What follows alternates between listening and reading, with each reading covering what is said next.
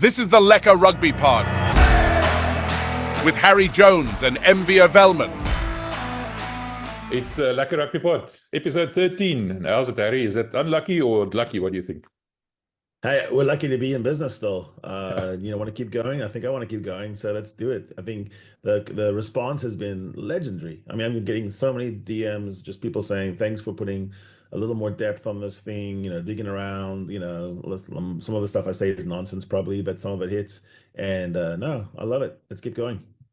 I'm not going anywhere, so I'll drag you back speaking and screaming. There's no way you're going to be leaving this. So I wanted to, people just quickly, we're going to be chatting about this past weekend, the two matches, the one that was an unexpected loss for our friends down in the cloud land of the long cloud, and then obviously the Boks one, we're going to talk about that. But specifically, Harry was doing a bit of homework this weekend. He pointed out one Springbok that really stood out and made a difference, but is maybe not getting all the plaudits that he deserves. And we're going to talk about him a little bit later in this video, so watch out for that. So Harry, let's talk about the All Blacks first. I mean, Wellington is not a happy hunting ground for the All Blacks. It hasn't been since 2018. No, it seems to be a place that doesn't have the energy you want for the home side. Argentina has won two of the last three tests in New Zealand, so they don't have any fear factor. One of their main players, Paulo Matera, played for the Crusaders. So, I mean, he lived in New Zealand. He knows all those guys. Razor was his coach. There's an absence of that mystique and aura that the haka doesn't really sound sincere anymore. There's not a whole lot of like people that you would be scared to go down to a dark alley against, whereas Argentina you might. Marcos Kremer looks like evil incarnate. He's a lovely guy actually, but he looks like a guy you just wouldn't want to fight. And when you look on the side of the All Blacks, either they're restocking locks, that's fair enough, but they just look mild. Like even their actions that are good, they look like pleasant. The backlash didn't come in second half. You're wondering if it's even going to come this time in Eden Park. I mean, surely it will, right?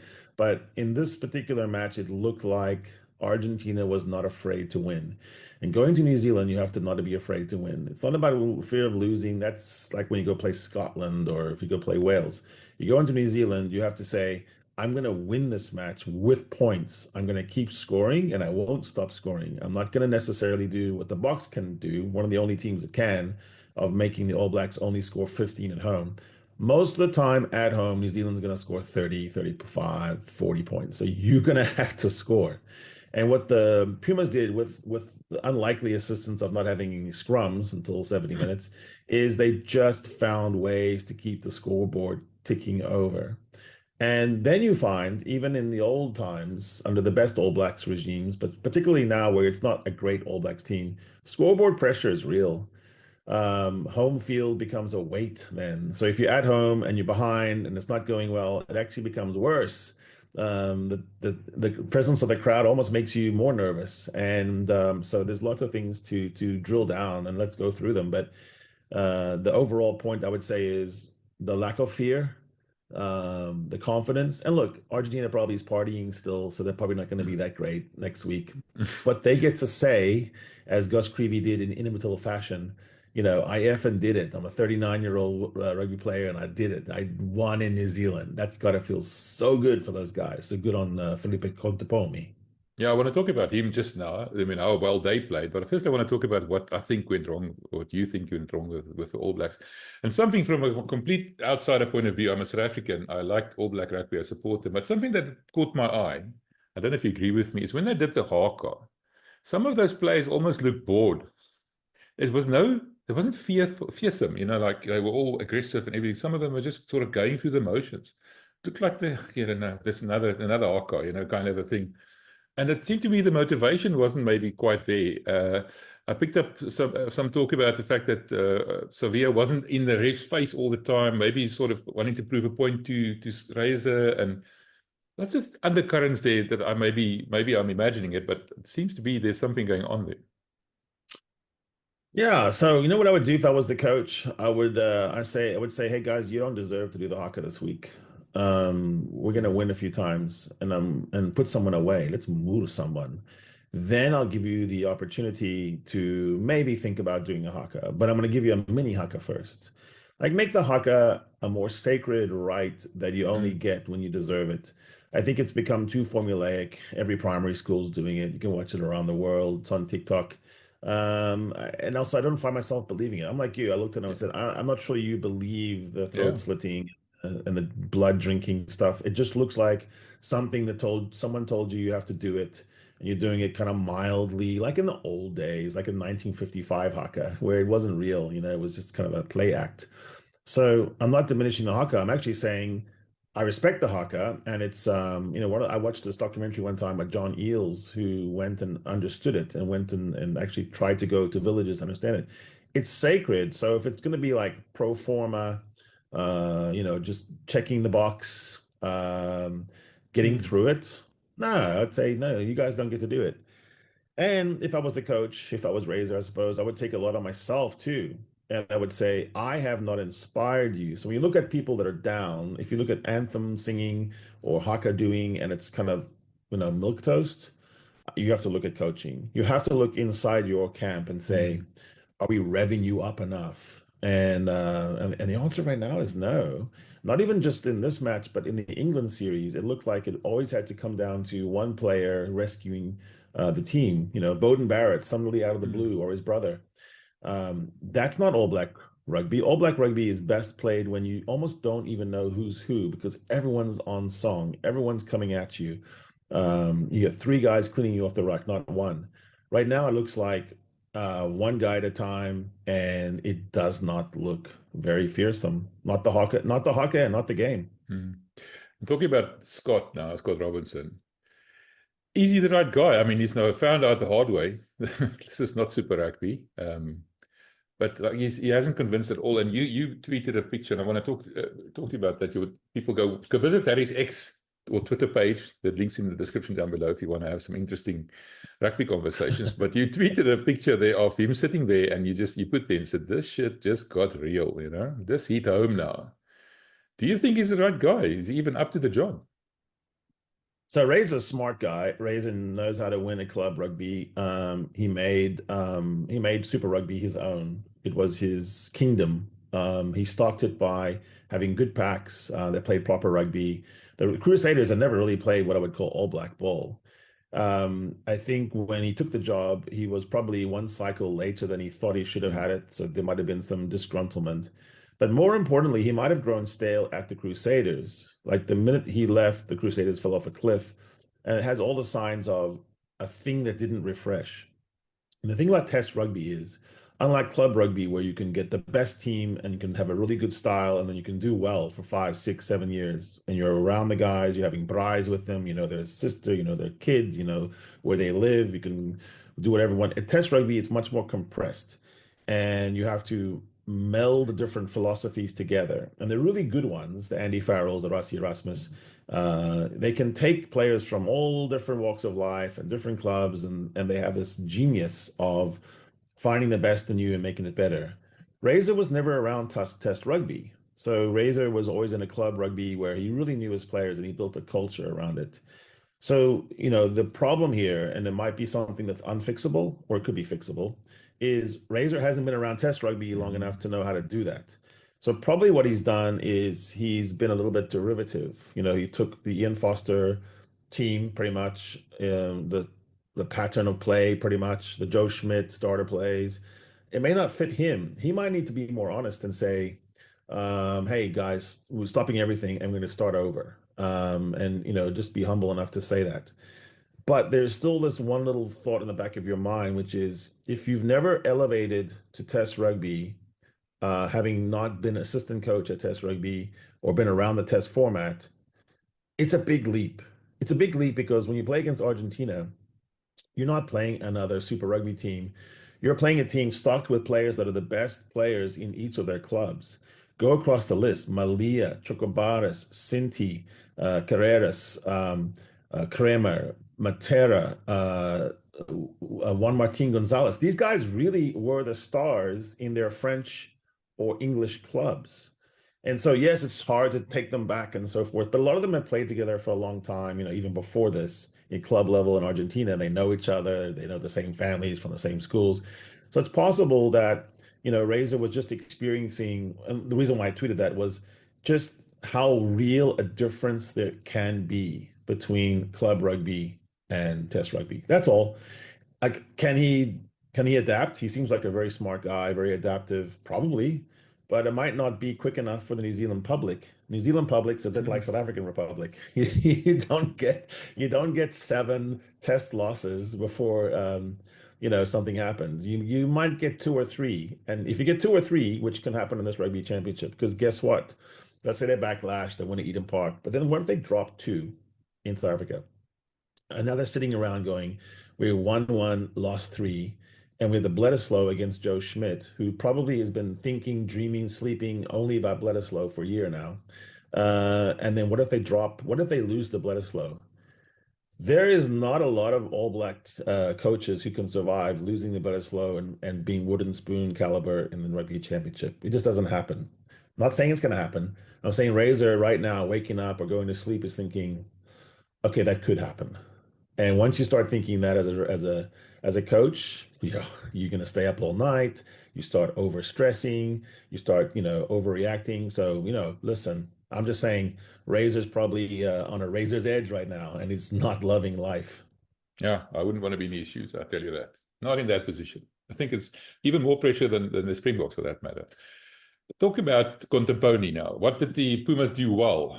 And I liked the idea. I watched him there in the coach's box, and he was clever. I mean, kicking onto Leo, forcing him into a corner, isolating him, little things like that. You could see this guy knows his rugby. And I think the fact that he's an Argentinian makes a difference. What made the difference for the Pumas against these All Blacks specifically? Contepomi coached at Leinster for a long time, so he was around some of the top brains in rugby. I think he also learned a lot about game planning, about not approaching each week the same. Leinster has done really well because they tailor-make their plans for each week and each opponent. They're not kind of the swaggering, overconfident top team, Leinster. They're more of the reason why we win is we have a specific plan for each team we face. So Contepomi, I think, had an all-black centric plan. They will not play the same way against the 3 teams of the Rugby Championship. Each one will have their special plan, and a lot of it comes down to identifying weaknesses. If you take a look at Super Rugby form, you would say Caleb Clark should have been a starting winger for the All Blacks, and so you have like weaknesses identified in the back 3. I think they had weaknesses identified in the midfield. I thought Chocobatis and Sinti are one of the top midfield combinations. So I just think they went down the list and said, what can we do? And then I think they identified their own weaknesses. Obviously, the problem going in was scrums. Either by design or by divine providence, they didn't have any scrums.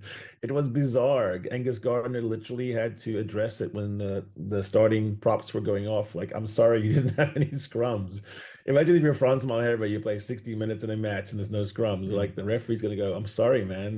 This is your bread and butter. But yeah, I think it all fell in line. Most importantly, when it came down to it, when it was down the stretch, we'll call it, and the team that is supposedly your superior, and they're at home, how do you close the match out? We go back to the Irish series for the Boks. There was a way to win that, right? There was a way to put that to bed. And probably everyone thought it was going to happen. Bernard Jackman on my other podcast said, I was sure we're going to lose because that scrum, we're in territory here. There's 70 meters to go. There's no way Ireland pulls this out. And they did. So I think Argentina had the same mentality as Ireland, which is hang in there, don't quit, don't stop scoring, try some stuff, and then don't hang your head. Either we win or we lose, but we go out swinging. And what's interesting is when it came down to it, they were bloody-minded. Argentina was not like flaky. They didn't do anything particularly Latin. They just kind of hung in there and played proper rugby. And in the end, it was the All Blacks who made the mistakes. They made very panicky mistakes. They did things that I wasn't sure I'd seen since the pool match in 2019 against the Springboks, when the Springboks pressure, even though they lost the game, the Boks pressure made the All Blacks do too many passes over the head, no looks, and the ball just got worse and worse and worse. They just got lucky in that game. But in this game, when Artie Surveyor just flies the ball over, then Damian McKenzie compounds the error, you're just going, what are we looking at? What kind of game is this? And then I think you go back to the same issue you've talked about with the Bulls, that I've talked about with the Stormers, we always talk about is senior leadership. Who is it? When it's all gone to shit and they're just standing around, there's a brief break, an injury break or water break. Who is the All Black that tells everyone in the circle what we're going to do? Who's Sam Whitelock? Who's Richie McCaw? Who's Kieran Reid? Who is that guy? And right now, I don't think they have that person. No, definitely not. All right. Enough of the All Blacks. Let's talk about the real game, the one that matters. Firstly, we all expect, I mean, you and I were playing games about being the underdogs, but nobody believed us, for good reason.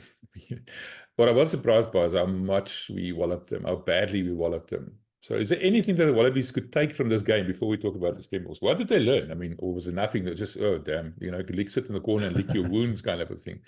What do you think they took from this game? Yeah, what do you take from that?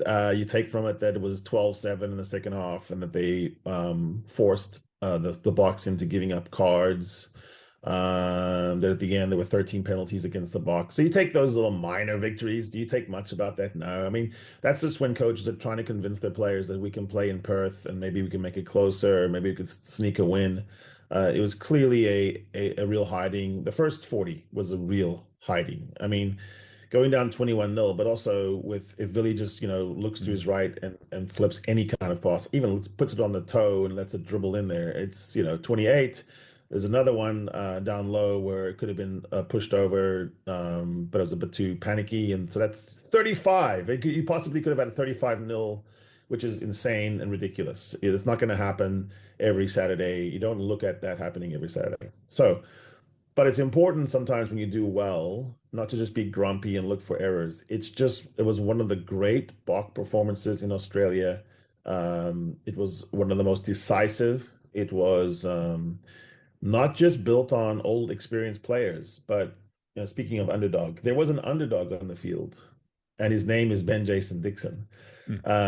Sacha was coming in heralded, right? Everyone was saying he's a gun. Australians were learning to pronounce Feinberg and Mngomezulu and putting it together, even if Shawnee Maloney on comms, really had to struggle and went slow. He and I talked about it, and he said, please teach me how to say the name. And I just said, break it into constituent parts and make sure you get that Gomez, your friend from Latin America somewhere, Mngomezulu. Nobody was talking about Ben Jason Dixon. And the reason why is Australians hadn't watched Super Rugby. They hadn't watched ERC, and they didn't see him in Super Rugby. He's not a name brand. He played third team for Paul Roos in his 11th grade. And then he had a growth spurt and got in, but he's not a guy that stuck out. So I'm going to sort of differ with people saying there was no underdog status. There were individuals on the field that are underdogs. They were underdogs in Stellenbosch. They were underdogs in life. They were not, noticed when they were 15, 16. Nobody was giving Ben Jason Dixon a contract from France. So yeah, there was some elements to underdogism, and Elrich Lowe, I think, as well at number 8. So you had an interesting situation for Boks in a big game. You had to win it, where you have very new blindside and their very new number 8 playing together. A north-south combination, dare I say. And it went pretty well, didn't it? Before the game started, there was this big news. There's the, Archie is scratched. So Pieter-Steph goes to lock. That just made the Boks a really quick back 5. You look at Eben, Pieter-Steph, Ben Jason, Sia, and Elrich. That's bloody quick. That's a very, very athletic running, gunning, and then you supplement it later with Marku and Kwacha, and I mean, like what team in the world has a quicker back 5? I'm not sure. So all that played out. So what, like you say, it was a big win. It's not a win you can model something for, right? I don't think you can take that and say, and so we'll do that. We'll have trickery here and there, and it'll bamboozle the All Blacks.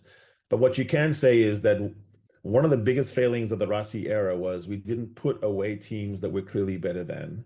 We let them hang around, and it was kind of indecisive.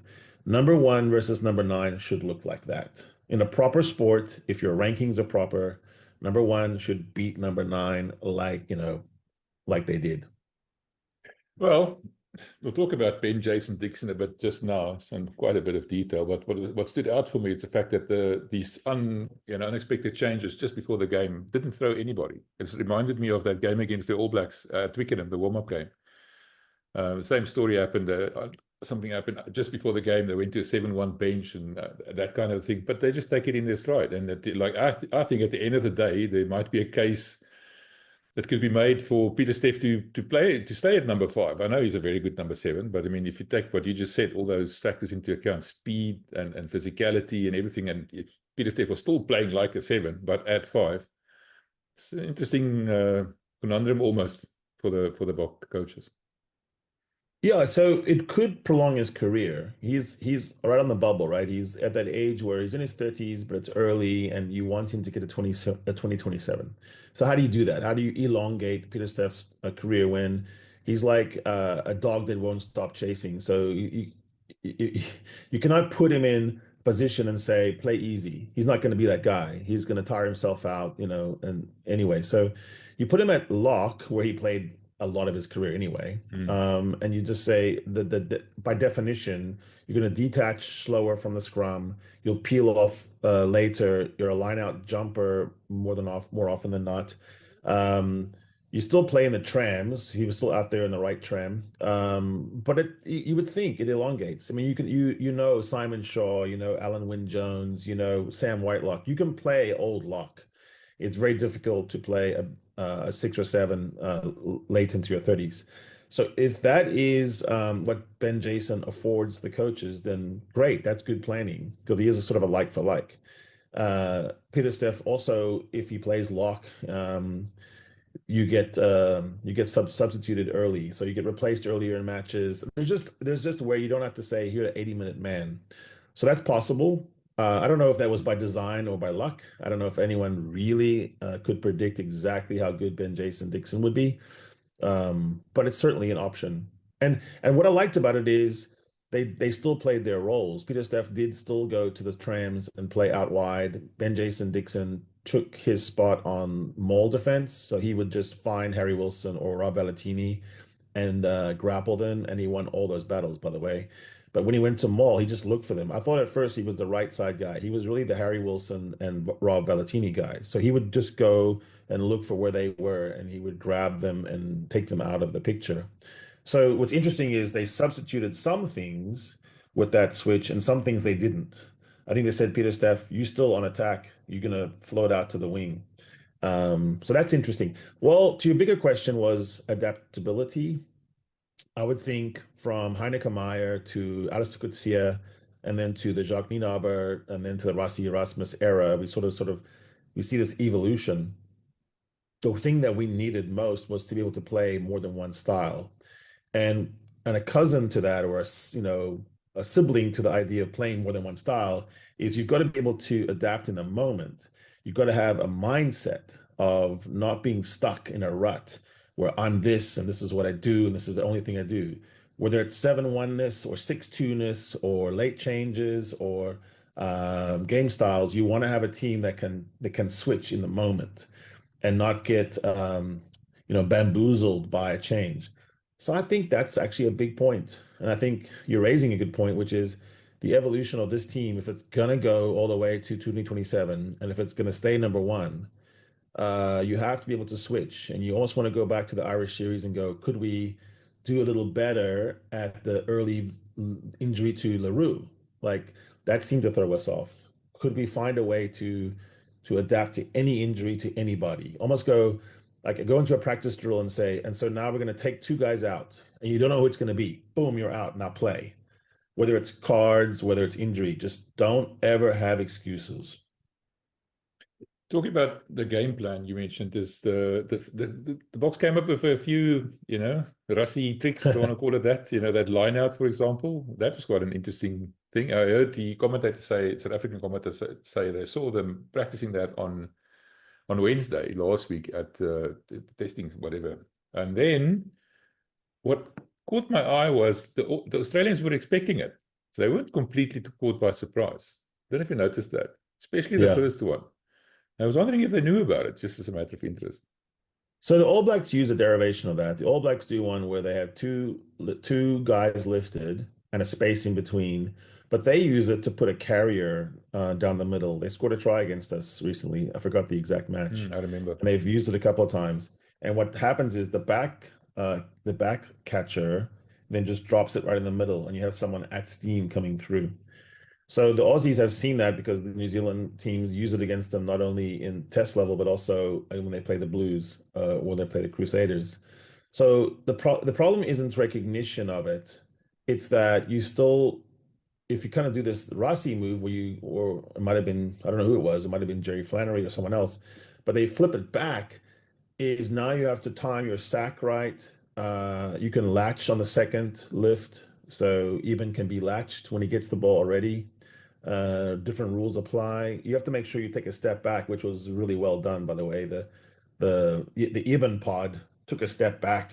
France was one of the lifters there. They took a step back and made sure the referee saw the picture of the ball going backward, because that was a risk. But then the Aussies have a problem on maul defense, because the key to maul defense is the speed at which you either sack or you have your push lined up. So now you have a split pack. And so the first 2 or 3 meters with an already latched Eben pod are going to get easy meters. And that's what happened. So now you're going to have 3 or 4 guys coming away from the Ben Jason Dixon pod, and they all fell down, by the way. So they were kind of on the floor. They got to get up and run and get around in the right position. By that time, it's over. C is already over.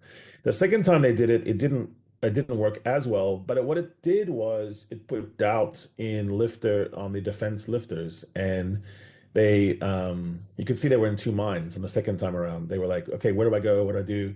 And you always want that. I think you always want your opposition to be confused. Right. And then obviously the other innovation, I want to call it that, is somebody joked about Cheslin Colby that he was scrum half, he was a hooker, and next week he's going to run the 400-meter relay, and then he's going to be in South Africa or something like that. Is there anything he can't do? And that's quite a clever variation there. I mean, I don't know. I think they didn't know what to expect now. What is he doing as a scrum half, for example? And then it's completely throws off all your planning. Yeah, that's kind of a league move where you if you're not going to have much of a blindside alley anyway, you take the blindside away and use the player on the blind side in a different way, a more fruitful way. In this case, what you have is someone who plays 9 a lot. He's the backup 9 for some of his teams, Colby at the club level. And so you don't have to worry about that part. But then what you have is you have a real playmaker in Kobus Reinach. You have speed all over the park, because you have Cheslin at the base. You have to watch him. And then you have Sacha and Kobus and Creel. I mean, it's just too much speed. I like that idea. I think that was something they're working on, which leads to something else. I don't know what the something else is, but I smell there's something else coming off that. They would have seen probably what they're doing is their timing. So they're seeing, so to what extent does a Colby pass lag behind a real scrum half's pass? And so how can we address that? But if it gets there on time, then they want to do a second move where you have the ball get to Reinach or whoever the scrum half is, and then set up a second backline move. What was always missing in Bok rugby for 10 years now is dummy runners. We didn't have dummy runners. Everyone else has dummy runners and blocking schemes. We were always playing like this honest, 12 to 13 to 14. You got to have dummy runners. So I think what that does set up is if you have Kobus in the middle there, you have an ability to have Damien Delende be one of the world's best decoys. And you could have Arendse coming in on inward line. So it all sets up some uncertainty. And Rossi's been good at this as well, even back with Felix and Jacques, is set up a tactic a little bit here, and then about 6 matches later, you do it to fruition. Remember the setup of the mall in the middle of the field in 2019. And so there might be some of this, they're working on something, and they're seeing to what extent that platform works. I thought it was brilliant. It made the crowd go, ooh, on comms. It was interesting for commentators. All of it makes our game more interesting, and it's not just formulaic. Talking about Kobus Reinach, I thought he was exceptional until he got that knock. After that, he seemed to be a bit off the pace. I think he might be carrying a bit of an injury there, but I think he impressed me. He's 34 years old. You said the other day he'll be fast when he's 85. He's still that was a big hit, though. That was Yeah. such a big hit. That was sickening. When you actually saw it, you're like, oh, okay. And then they did the rerun. I was like, oh, that's gotta hurt. You're extended. It's right there where you breathe. All credit to him. He held on to the ball. Like the big takeaway there was the guy was trying to rip the ball at Dagunu and he couldn't get it. Actually, Dagunu got injured somewhere, and I thought maybe he was tackling Peter Steff into the sidelines. It looked fun, except I think if you tackle the tackler, you tackle the missile. It's sometimes you come away second best. Yeah, the other one was that tip, I don't want to call it tip tackle, where he picked him up. I don't know if tip tackle is the right word. Yeah, Kellaway picked up yeah. Reinach and he tipped him over. Like that was worse than the thing that Jasper Wiese got banned for 8 weeks on. I agree. There's no question. And they probably should have just said yellow and then sort of had some ability to cross-reference priors. Here's what's happening in rugby, and I hate talking about referee and all that stuff, but if we can just have some notion of consistency in punishment, then I think everyone can accept it. Like you just do. Like no one likes anything happening to their team when they're teammates and we have one eyes and we see things differently. But in the end, if you see something, you go, I know that is generally a red card, or I know that's generally a yellow card, and you know that, it's going to be better. The same thing happened in New Zealand with that game, that tackle Blackadder. He was receiving him. I mean, to me, that was also quite a clear red card, if you ask me. Yeah, they do seem to draw like fine distinctions on passivity in the tackle. So if I'm soaking the tackle, so I get set and then I start and I know you're coming for me, and then I go backward. All I'm trying to do, and I'm telling the whole world, I'm just trying to get you to the ground. I am not headbutting you.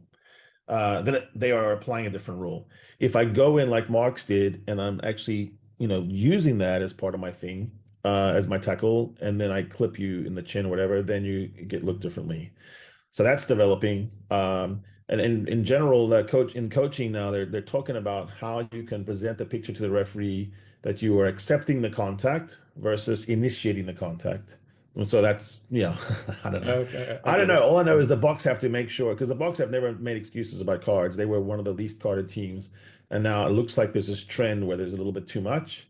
So I would think it's back to the drawing board. Jacob Piper has to earn his money as a part of the Boks staff and say, okay, here's how the referees are seeing it. Let's try to stay out of the referee pocket. Harry, for a team that's got a full-time ex-referee on the payroll, the Boks are really, you mentioned it just now, there's a lot of cards going around. I wouldn't expect that. I would expect them to have stepped up to discipline. They're behaving better. I mean, they're not like really irking the referees or anything like that. They're trying to be good boys. But the point is that 3 red cards and yellow cards in one game. The only game I think after the World Cup that we didn't have a card is with the second test against Ireland. That's not, particularly comforting, I don't think. No, it's definitely a problem, and this is a no excuses Bok team. But now I'll make some excuses. The one excuse I will make is that when you're on defense and you're in your red zone and you want to prevent a try, you have to, hopefully you can go without something happens. But if you're deep into the phase count, you have to infringe. You're going to take the 3 for the 7. You're either telling the other team, take the 3 if it's early on, and then take the 3 and you kind of feel like it's a victory. And if it's late on, you're just trying to make sure they don't get any consolation. But before, up until this year, you could do that 3 times, and then they would talk to your players, and then you would get a warning, and then sometimes the referee would forget, and then maybe they would turn the ball over, and you come away and you won. But you're not going to do that without cynical penalties and infringements. You're going to do it on purpose. You foul the ruck, you spoil the ball, you touch the knife, whatever. So now this season, because of the speed up, they just go to the pocket, and it's 3. So you really get 2 freebies, and then you get the third one. We just have to recalibrate on that. That's okay. I think Jaco will tell the guys, hey, when we're down deep, you just have to go straight up. And even if you're down like really deep into your 80 minutes and you're tired, just don't. It's okay. Whereas before, I think you'd come back and you would get hiding back from your coaches if you were the one who didn't infringe on that final ruck that led to the try. Now I think we're going to say just take that. Be aware of the score. It's 33-0. It's okay. I'm not saying let it in. We're just saying you don't have to do that extra thing that you had to do before. Just a last word on the referees. You mentioned last week when we talked about it, the fact that Luke Pierce is in good shape physically. And I tell you what, the speed of this game was amazing. I think the most tired person on the field was the ref at the end of the game. I think he couldn't wait to blow that whistle. And the speed was incredible in both games, actually, wasn't it? Yeah, we had Angus Gardner on our 8-9 combo pod, and then actually I caught up with him in Paris and had coffee with him, and he said the biggest challenge when you're on these big screen and you're looking at a TMO situation, he said you have the microphone right there. He said you don't want to be like, he said sometimes you're full on gassed. You know, you have an intercept or you have someone do a kick ahead like Rob Valentini had that kick ahead from his intercept. I mean, literally you're running an 80-meter sprint. And you've been running already, you've been jogging, you know, you've done a 10K. So now it's really important nowadays. With as much as we put on our referees, we ask our referees to do more than any other referee at any other elite sport level. They have to both be in shape, and they have to be wise, and they have to be fair, and they have to have eyes in the back of their heads. All power to them. It was a well referee game, all in all. Just in terms of the speed, I mean, the new rules that came into play was all designed around making the speed of the game faster, speeding up the game. And I think we started seeing that. But just in general, what was your impression of the speed and whether it's working or not?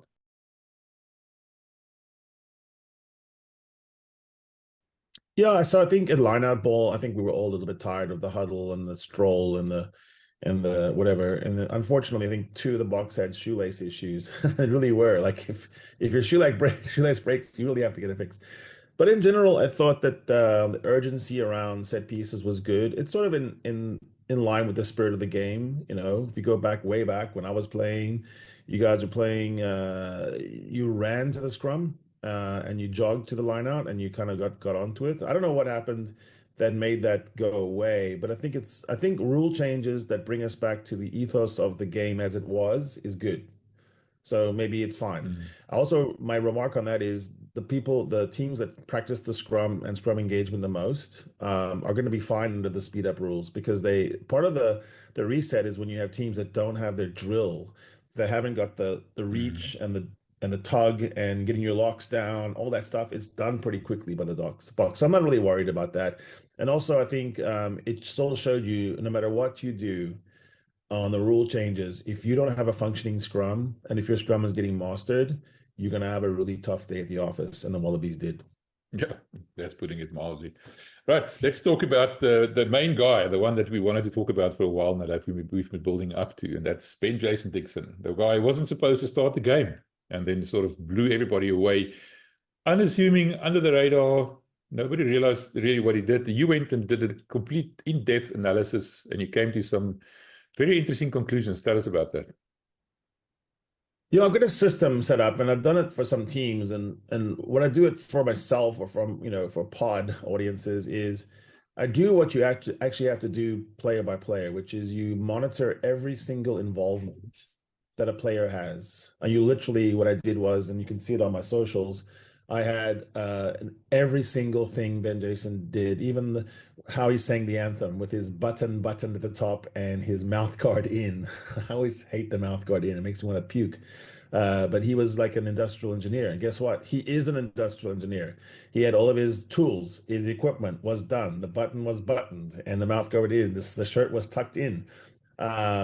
He was a third team guy at Paul Ruiz, so he wasn't like came in with all this kind of puffery. You know, he wasn't coming in thinking I'm the greatest gift. I'm not referring to any player in particular right now, guys. I'm just saying some young players come in and I think that it's supposed to be handed to them. Ben Jason looks like he is working for it all the time.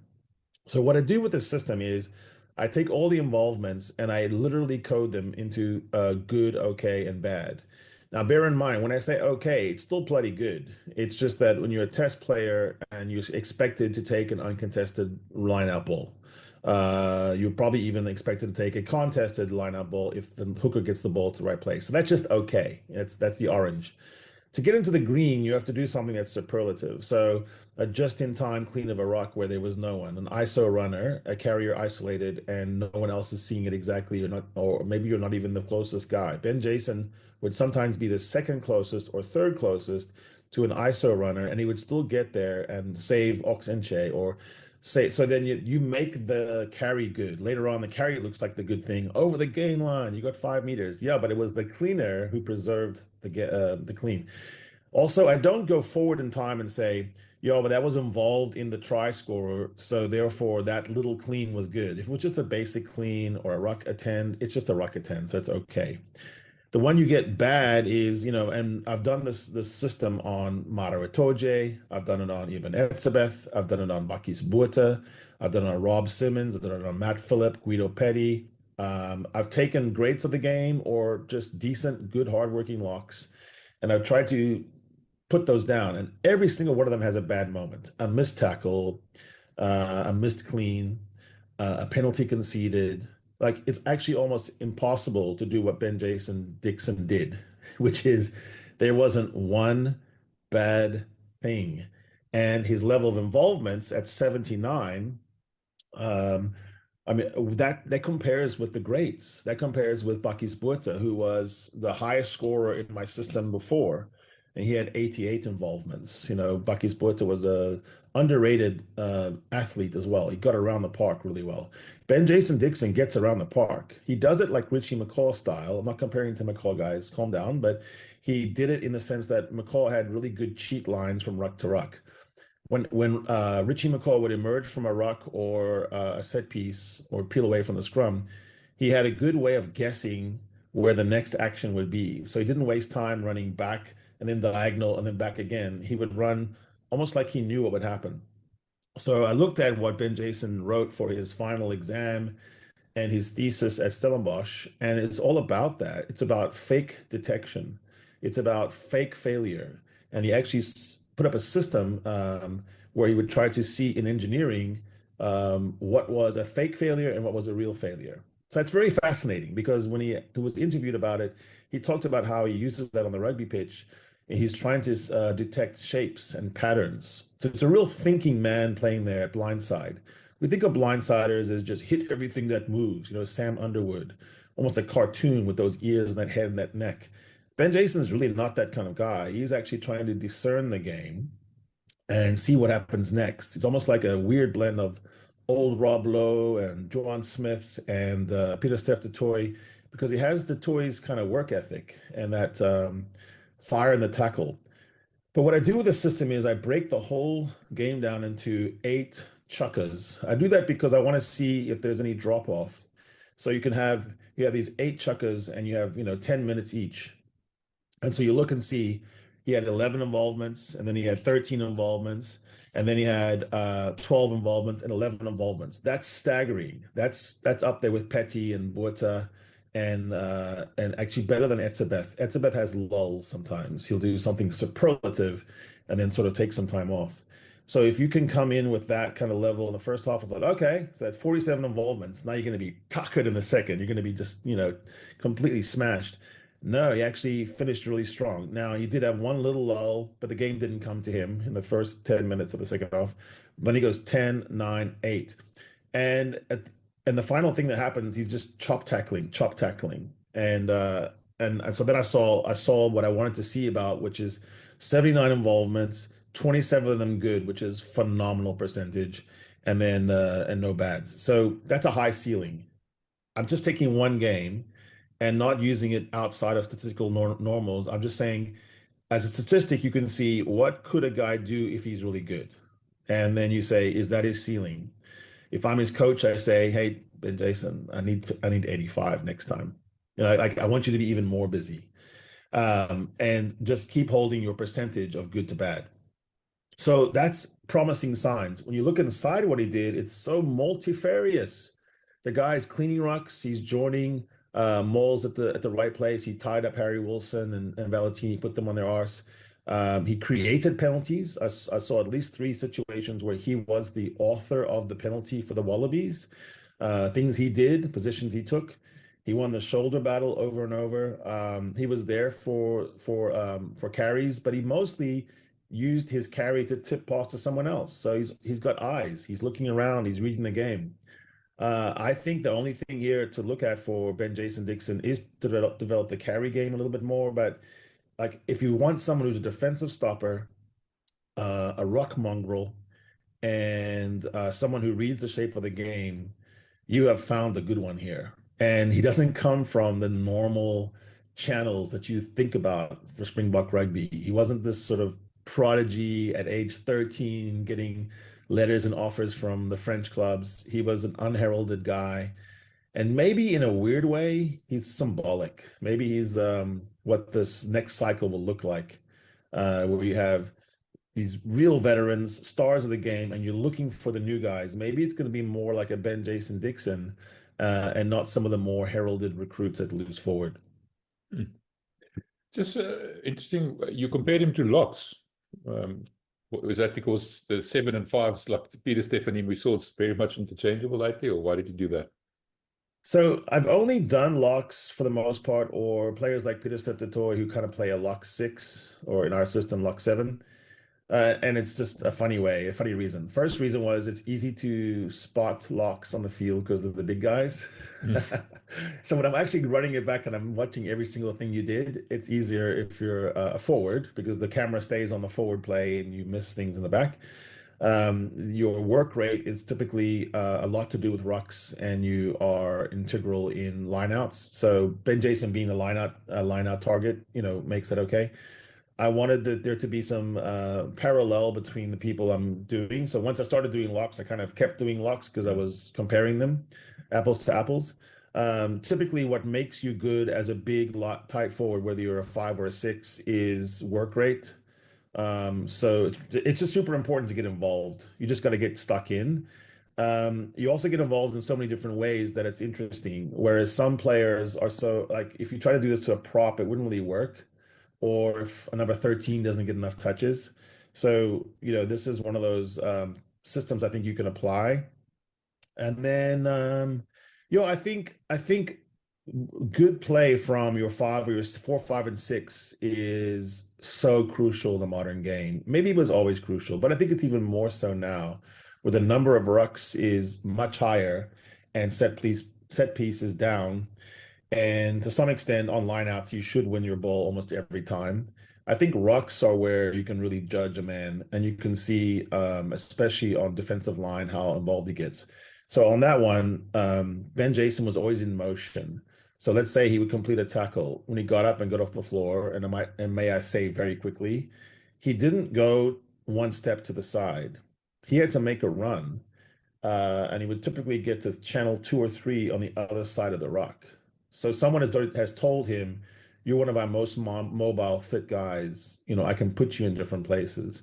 When he got there, he was also a communicator. He's not a loud guy, but he's someone who can talk to people.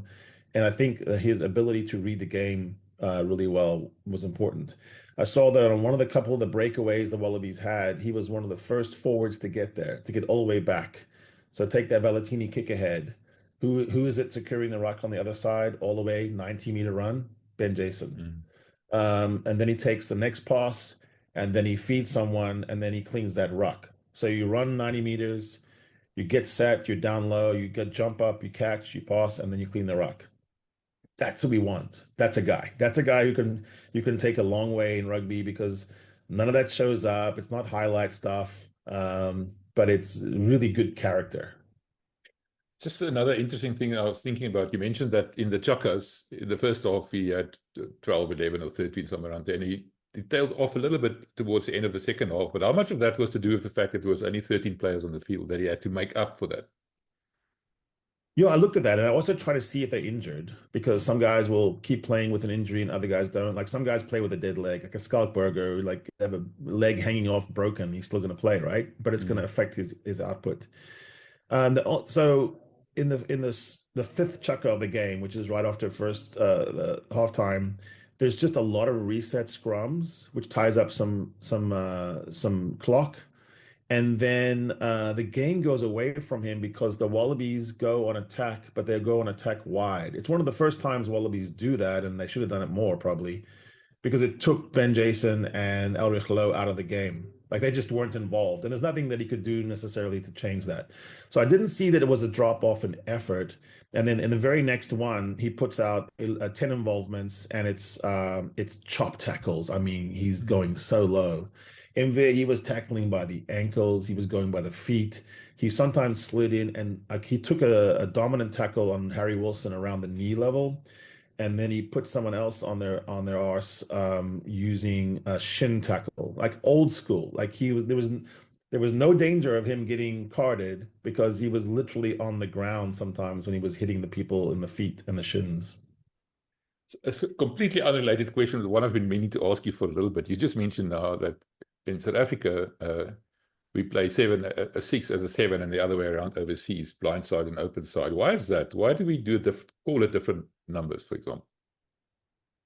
Well, it had to be that we were actually the innovators. If you go back in time, all the way back, and you say, why do we scrum in a 3-4-1 formation? That's Stellenbosch. It was actually Stellenbosch was having a hard time coping with UCT. And so they were thinking of innovations back then. At the time, people would scrum with like a 2-3-3, and even New Zealand was resistant to it. For 10 years, they were trying not to, but the scrumming, the force applied in the 3-4-1 is greater, and it was an innovation by Stellenbosch rugby scientists. Because of the way we did that, and because of the fact that we lined up with a loose trio, it became a nomenclature where the 6 was the flyaway. One of the reasons was for a long time, South African teams didn't really view open side and blind side as different. They viewed it as a left and a right flank.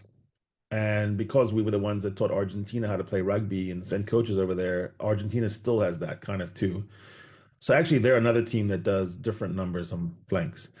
The French have lately started doing, they're sort of going back to the future. They're starting to do a little bit what we do now as well with Olivon, Crow, and Gelanche.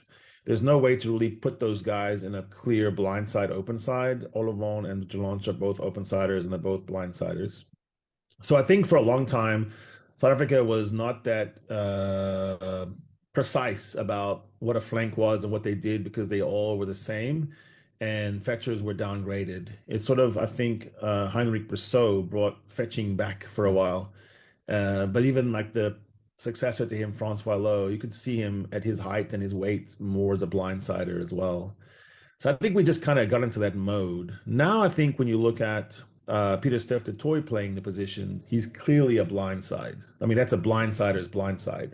There's no way he's a fetcher. There's no way he's a, Pocock or a George Smith or a, whatever. So I think, it's interesting. I think our resistance to changing the system to everyone else is indicative of a larger cultural issue, which is, don't tell us how to name our players. Yeah, that's an interesting thing.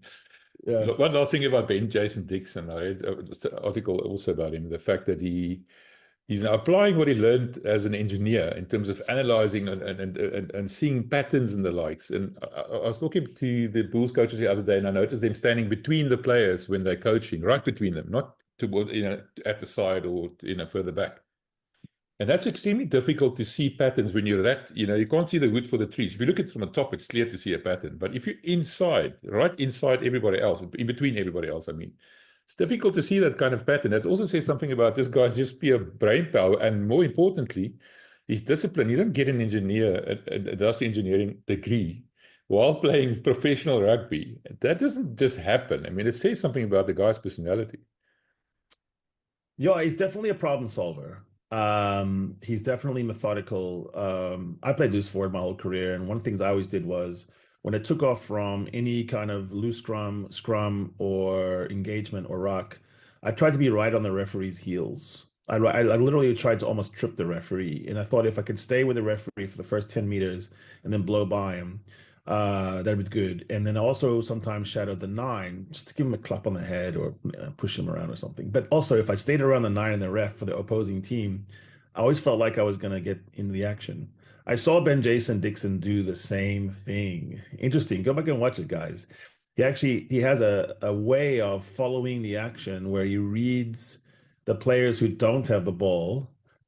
And the theory there is, if you watch your opposing 9, the opposing 9 of your team, the opposing 9 almost always knows what's going to happen next. And so I thought that was really clever of him. And then he got in between the 9 and the ref sometimes as well. What he never did was he never retreated, came around, got on side, and then ran like a good boy to the next ruck. He would anticipate based on tendencies, based on whatever was in his gut, whatever he felt, to where he thought the thing would be. And shit, man, more often than not, he was the first guy there. He actually got from a tram to a tram That's really hard to do from ruck to ruck. And it wasn't just because he was so quick. I mean, I think he's quick enough, but I think it was more about reading the game. I think that's brilliant. I think that's the kind of stuff that goes unnoticed, and it definitely gets unnoticed in the comms box because you cannot really see it on the first viewing of the game. Ben Jason's one of those guys who looks better the second time you watch it. You're talking about the fact that he ran from tram to tram, getting to rucks and the likes. And that says to me that conditioning is not a problem. And Michael Hooper was going on and on about moving the big South Africans around. They're huffing and puffing, they're running out of steam. Clearly, conditioning is not a problem for the Boks. So what did you see? Yeah, it's obsolete advice, and it's been that way for a while. You look at on local level, you look at the Bulls, ball and play, offloading, channel running. It's the best in the ERC, and they're playing against high tempo teams from Scotland and Ireland. Look at the Stormers; they've been doing that for a while and got to the finals of the ERC. If you look at attack stats in the ERC, you're going to see Stormers and Bulls near the top, and the Sharks and Lions are no slouches either. If you look at the players that are playing in Japan, their fitness is through the roof. I mean, has there ever been a fitter man than Jesse Creel that walked the earth? Pieter-Steph du Toit looks fresher. Faf de Klerk actually had a little spring in his step coming back from Japan.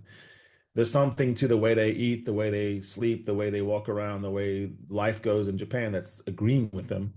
You might even say that Willie Leroux is tagged on a couple of years by having his sojourn in Japan. I know he's back now, but I think those things can help a career in the middle.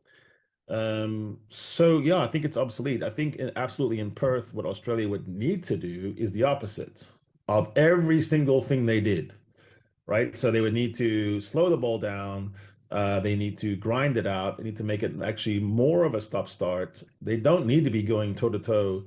You showed what, when Arendse got the ball, he just literally waltzed through the entire Wallaby team. Did that look like a fresh Wallaby team? No, it did not. At the end of the match, they looked completely smashed. And it looked like the Boks could have kept playing another 30 minutes if they would stop getting carded, at least. So I think that's obsolete and really unwise. And it shows me a level of lack of curiosity and study. I think Sonny Bill Williams had it a lot better. Sonny Bill Williams has obviously been watching some rugby from the Republic because he said it was innovative. He said it was quick, and he thought that was the problem. But you have a lot of people in Australia that are getting cut off now from watching South African rugby, and they just haven't been able to keep up. It's not really their fault. It's not shown on TV. So they're not watching the ERC, and they're working off old information. I was about to ask you that question. How much of a surprise do you think it was for the Aussies to experience how physical the Boks are? I mean, compared to what they were experiencing in Super Rugby. Yeah, Joe Schmidt admitted it. Laurie Fisher offline. Various people in the know. Some people have told me directly that exact thing from inside the Wallaby world, is that you can never really prepare for physicality differences. You can prepare yourself more for speed differences. There's ways to replicate that on the pitch with a coach and the speed of a ball, a kick or a pass, but it's very difficult to replicate. Like I think I said before the match, it's really hard to replicate even Pieter-Steph and Sia hitting you at the same time at a ruck. I mean, how do you do that? There's not anyone in Australia that has that capabilities. It's like you'd have to get some kind of like train to hit you or a bucky to hit you or something. So, and it just comes so hard and low. And so I do think that was a shock. I think Joe Schmidt took that on and said it was a shock. And what he said is, now you know. So now you know. So now it's like, running your second marathon. You know how much it hurts. You know that final mile is not going to kill you. So this time you can play a little bit harder. The problem for Joe is he has two locks out, Jeremy Williams and Nick Frost. Nick Frost actually played pretty well. Was probably one of their better players on the park. He's out, so for concussion symptoms. So that's two locks out. He never called in Richie and Rory Arnold. He didn't call in Will Skelton. He didn't call in even guys like Angus Scott Young or Thomas Sanaforth playing well in France or Ireland or England. I mean, hell, there's even a guy like Rob Simmons doing it pretty well at Clermont. So there's a lot of people he could have had as back cover. And the whole thing about overseas players, it's not so much, is he your best player? Is he would he be the 30th best player? Would he be the 25th best player? That depth, the fact that a Jean Klein may not be the greatest lock, but he's kind of nice to have around, isn't he? So that kind of thing, Joe Schmidt, or he went in thinking, I just want to prove to myself who's here in Australia that I can work with. And he ruled out, except for Marika Corbete, any other cover. Corbete will probably play, and his speed will help them because they looked slow against the Boks. But what he might need more of would be test level lineout locks who can call a line out, staff a line out, sack a line out, and be, test quality. I think that's a real worry for Perth for him. It might be even a worse score at the end. I don't think the first half will go as badly for the Wallabies as it did, because I don't think that happens more than once in your whole career almost. But I do think in the end it's going to be a bomb squad second half, takeaway, because I don't think the Aussies have the bodies. The one glaring omission in our discussion so far is Sacha. We talked about him right in the beginning. We said that Ben Jason was the one that was unheralded, but there were so many eyes on Sacha. Your impressions, how did you think? How did he fare? I love Sacha is such a great player to watch. You could see on the break, he can create line breaks with his strength. He's not just a speed guy. He's a very strong athlete. He's got really good leg muscles. So he burst through two tackles. He missed touch a couple times, if I remember, on penalties. And in one case, it would have been nice to, sort of like go to 40-7 if he hadn't got that touch. So there's some kicking errors. His first kick at goal was a shank. It was a wounded duck, and the crowd actually had good giggle at that. So that's wrong and bad. You shouldn't ignore the bad. I mean, we love Sacha. Sacha's a prodigy, but those were three unforced errors from the foot that he will himself probably be intent on fixing. And in fact, if you fix those three, the score is like really swollen out. So I would say you can take to a young guy like Sacha, if you're a good coach, and say, hey, look, man, you really played well. I like you did this and this and this. And look, if you'd done these three things better, you'd have been man of the match. And he's the kind of guy I can see being motivated by that, like, no, I don't want to just be good. So no, it was great. He gets involved in tackling. He gets behind the line a little bit. I would probably tell him not to do that so much. There were a couple of times he got knocked pretty hard because he was shooting out of the line. He actually even tries to clean rucks. And I say tries because, you don't want your 10 doing that much, very much of that. So that's just youth. And that's just, so both those things are planning, mental choices. Man, the guy looks like he looks like the real deal. He looks like someone, if you just coach him right and you nurture him, you don't overplay him, don't put him in too many bad positions, this guy could be a legend. Now, going forward in this specific championship, do you think he's going to start again? Probably against Australia, yes, but against the All Blacks, maybe going back to Pollard. What's the planning, do you think? What should happen and what will happen? What should happen is they should probably throw him in full force, say sink or swim, do it, go. He doesn't seem to be a guy that's phased. It's home games against All Blacks. To me, it makes sense. What probably will happen, I would think they do some more cycling in and out of Pollard, because I also think they want to make sure they keep that going. So I could see that happening. Yeah, I don't know. I hope they just say, look, this is your rugby championship, and hey, Andre, you're still our man, but I want you to be the understudy for now. It doesn't say anything about the overall status, but no, I think it's good to give a guy a run, especially at 10, because you could see a few times he was a little bit confused, and he worked his way through it, and then he becomes better. So I would think the All Blacks will throw him even more curveballs. And lastly, Willie, that typically untypical of Willie, cutting to the left, and there was two guys on his right-hand side. He doesn't typically miss those kinds of things, does he? That was unexpected. Nah. When you're in a family or a business or anything, a team, and someone does something so atypical, so uncharacteristic, and it's bad, I don't think you don't even scold them. I think you just go, that won't happen again. Because I mean, he would be his biggest critic. He's going to look back. He'll make him look back at it, and he's going to cringe. He's always good on the early pass. He's really quick on the assist. He's the try assist king. It's just one of those moments. He took the ball And when you look back on the replay, there was a lot more traffic going on. He just didn't have that peripheral vision that one time.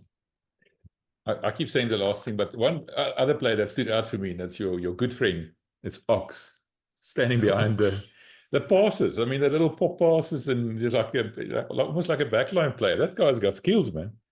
He's nimble. He took a little jump over and towed the ball ahead, and then made a decent chase. Yeah, he looks comfortable in space.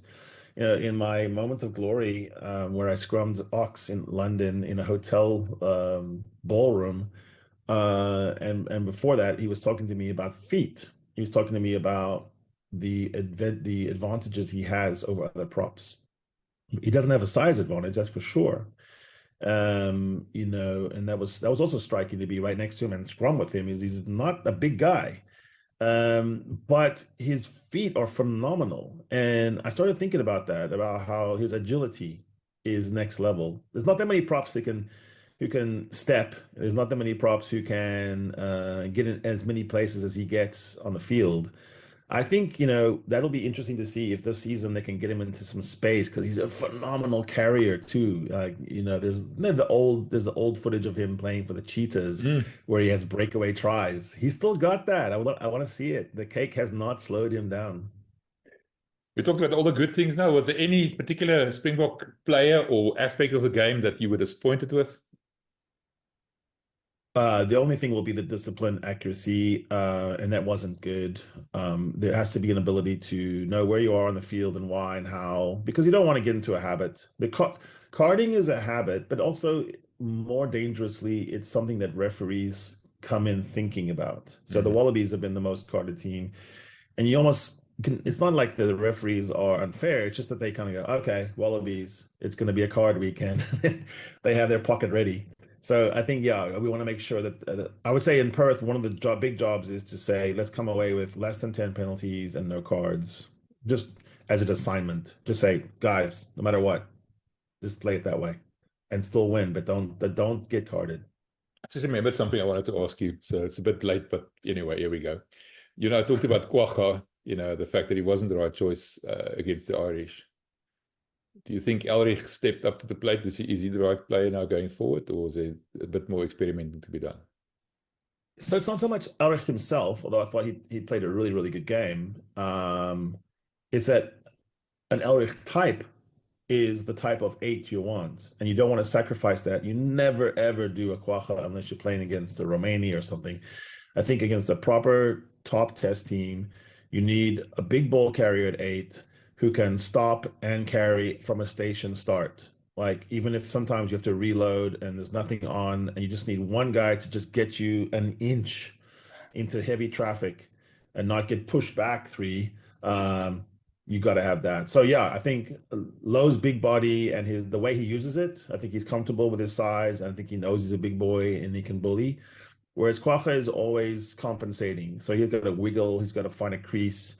Sometimes there's no crease. Sometimes the guy just meets you at the coalface and stuffs you. So no, it was a welcome change to have a proper 8.